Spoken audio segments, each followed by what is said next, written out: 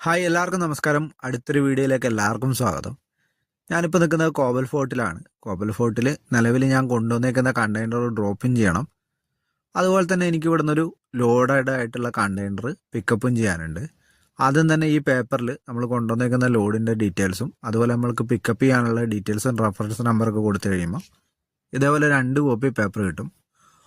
ഒന്ന് ഡ്രോപ്പിനുള്ളതും ഒന്ന് പിക്കപ്പിനുള്ളതാണ്. ഇതിനകത്തൊരു പിൻ നമ്പറും ഉണ്ട്. അതുപോലെ ഡ്രോപ്പ് ചെയ്യേണ്ടതിൻ്റെ പൊസിഷനും കാര്യങ്ങളൊക്കെ കൊടുത്തിട്ടുണ്ട്. ഈ കാണുന്ന വണ്ടിയില്ലേ, ഇതാണ് നമ്മളെ വണ്ടിയിൽ നിന്ന് കണ്ടെയ്നർ പൊക്കിയെടുക്കുന്ന സാധനം. എൻ്റെ ബേക്കിൽ ആനയുടെ ചിത്രമൊക്കെ ഉണ്ട് കേട്ടോ. ശരിക്കും ഇതൊരു ആന തന്നെയാണ്. ഇനി നേരെ ഡ്രോപ്പ് കഴിഞ്ഞിട്ടുണ്ട്. ഇനി നമുക്ക് അടുത്ത പരിപാടി എന്ന് വെച്ചാൽ ഇവിടെയാണ് നമുക്ക് ലോഡ് ആയിട്ടുള്ളതും അതുപോലെ തന്നെ കാലിയായിട്ടുള്ള കണ്ടെയ്നറും നമ്മളെ വണ്ടിയിലേക്ക് വെച്ച് തരുന്ന സ്ഥലം. ഇവിടെ വന്നു കഴിഞ്ഞാൽ അതായത് ഇതേപോലെ ഒരു മെഷീൻ ഉണ്ട്.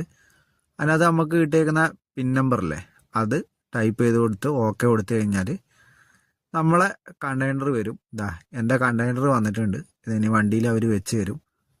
അത് കഴിഞ്ഞാൽ ഇത് ലോക്ക് ഇടുക, ഇവിടുന്ന് എടുത്ത് അടുത്ത ഡെസ്റ്റിനേഷൻ നോക്കി പോവാണ്. എനിക്കിത് ഡ്രോപ്പ് ചെയ്യാനുള്ള നെതർലാൻഡ് തന്നെയാണ്. ഇവിടുന്ന് ഏറെക്കുറെ 136 കിലോമീറ്റർ ഓടിയാൽ മതി. എനിക്ക് ഓടാനും സമയമുണ്ട് കേട്ടോ.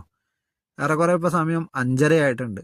ഒരു 1.5 മണിക്കൂർ ഓടി കഴിഞ്ഞ് കഴിഞ്ഞാൽ എനിക്ക് ഏറെക്കുറെ ലോഡിങ് സ്പോട്ടിൽ എത്താൻ പറ്റും. നാളെ രാവിലെ 9 മണിയാകുമ്പോഴത്തേക്കാണ് ഇത് അൺലോഡിങ് വരുന്നത്. അതിനുശേഷം ലോക്കൊക്കെ ഇടുന്നത് ഇങ്ങനെയാണ് കേട്ടോ. ഇത് നമ്മൾ ഇവിടെ സെക്യൂർ ചെയ്യണം. ലോക്ക് ചെയ്തിട്ടില്ലെങ്കിൽ നമുക്ക് സ്പീഡ് പോകുമ്പോൾ ഈ സാധനം മറഞ്ഞു പോകാൻ സാധ്യതയുണ്ട്. അതുകൊണ്ട് എപ്പോഴും ഈ ലോക്കൊക്കെ ഇട്ടിട്ട് വേണം പോകാൻ. അത്രയൊക്കെ തന്നെ. അടുത്തൊരു വീഡിയോയിൽ കാണുന്നവരെല്ലാവർക്കും എന്നത്തെയും പോലെ ഇന്നത്തെ ഒരു ദിവസവും അടിപൊളിയായിരിക്കട്ടെ.